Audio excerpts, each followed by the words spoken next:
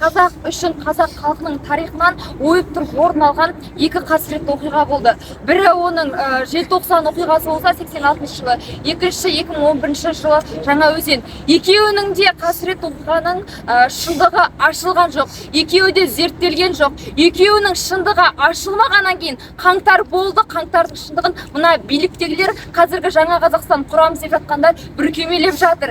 Екеуінің де шындығы, барлығының да шындығы ашылу керек. Міне өздеріңіз көріп отырсыздар. 2011 жылы Жаңаөзенде мұнайшыларға кімнің оқ атқандығын біз бәріміз жақсы білеміз.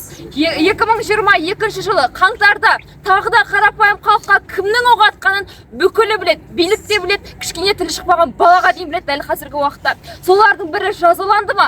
Бірі де жазаланған жоқ. Біреуі де түрмеге қамалған жоқ. Назарбаев міне қаңтардан кейін зейнетке кеттім, менің қатысым жоқ деп мәлімдеме жасады. Міне інісі қайтыс болды. Болат Назарбаевтан кейін атып шықты. Бүкіл әулетімен келді. Ал тағы да зардап шегіп жатқан кім? Тағы да сол біз, тағы да сол қарапайым халық.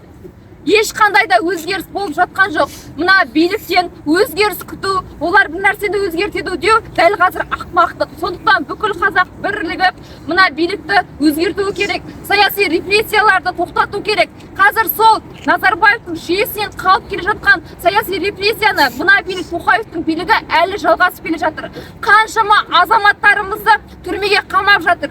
Бұрын Макс Боқаев және Кенжебек басқа ағаларымызды 5 жылға қамаса, міне қанша азаматтарымызды 10 жылға, 15 жылға жазықсыз азаматтарымызды түрмеге қамап жатыр. Бұның барлығы саяси қудалау, мына биліктің жасап жатқан әділетсіздігі, қарапайым халықты қанауы деп есептейміз. Сондықтан Жаңаөзен оқиғасы да, қаңтардың оқиғасы да ашылу керек. Ал соған тікелей жауапты халыққа оқ атуға бұйрық берген екі президент те сотталу керек деп есептейміз, санаймыз. Себебі Назарбаев қайраңдап жүр, көрдіңіздер, қайтып келді. Тым болмағанда билікке араласатындығын ашық айтпаса да жеткізіп астарлап отыр. Қыздары жүр, қайраңдап, әр нәрсені айтып, қазақтың байлығын сорып. Олардың байлықтары әлі қайтарылған жоқ. Оған қайтаратынына билікті де көріп отырған жоқпыз. Сондықтан барлығы өзіміздің қолымызда саяси репрессияларды тоқтатуды және саяси қамауда жатқан азаматтардың босатуын біз талап етуіміз керек. Бізде демократиялық партия деген жоқ. Желтоқсанда көрдіңіздер, әлі де мынау Қазақстанда 100% репрессия жүріп жатыр. Қаңтарда көрдіңіздер, қанша адамдар зардап шекті, қанша адамдарды өлтірді, үттікпен басты, күйдірді. Қазіргі біздің түрмеміз тек қана шындық айтқан жастарымызға толып кетті. Айгерім Тілеужанға, Мұхаммед Кәрім, Дума Мұхаммед Кәрім жазықсыздан жазықсыз.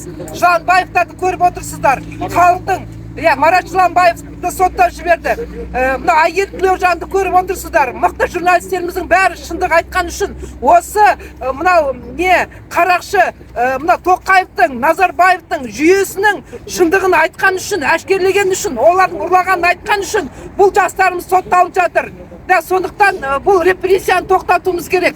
Қазақстанда деген тәуелсіз мемлекет болуымыз керек. Қазір бізде диктатор мемлекеті, біліп отырсыздар. Назарбаевтың іс-қимылдары, оның Қазақстан өзінің жаңа Қазақстан дейді, жаңа Қазақстан деген жоқ. Ескі Қазақстандағы адамдардың барлығы қазір жаңа Қазақстанға ауысып, қазір сондай қарақшылар басқарып отыр. Сондықтан бізге не керек? Қазақстанға бостандық керек. Бостандық жоқ. Заң деген жұмыс істемейді Қазақстанда. Заңы Қазақстанның бір-біріне қайшы. Ешқандай заң жұмыс істеп жатқан жоқ. Тәуелсіздік деген жоқ. Мына сөз бостандығы деген жоқ. Қазір барып шындықты айтсаңыз, ұрлаған, тонаған активтерін айтсаңыз, бәрі жауып тастайды. Штраф салып жатыр. Даже сотқа да барғызбайды. Апелляциялық сотқа барсаңыз, тағы да сотталасыз, тағы да штраф қылады саласыз. Сонда не деген бұл? Қандай Қазақстанбыз? Өте дұрыс айтады. Бүгін мысалға таңертеңмен ертең әкім Досаев келді де, халық жоқ кезінде келді де, өздерімен өздері гүл шоқтарын қойды да кетті. Мысалға бұл қазір халық тұрғанда келіп Құран оқып, осы құрбан болғандардың рухтарына Құран бағыштап халықпен арасында тұру керек еді. Бірақ ондай әкім біздерде жоқ, болмайды да. Мына билік тұрған кезде ондай әкім де болмайды. Тағы да айтайын дегенім, бүгін ешқандай мереке емес. ешқандай мерекелеудің қажеті жоқ деп айтамын. Себебі желтоқсанның жаңа өзенде жақында қаңтар құрбандарының қаны әлі де құрғаған жоқ. Осы алаңда барлығы осы биліктің қолынан қаза тапты. Осы алаңда қанша жастардың, қанша аға әпкелердің қаны шашылып жатты.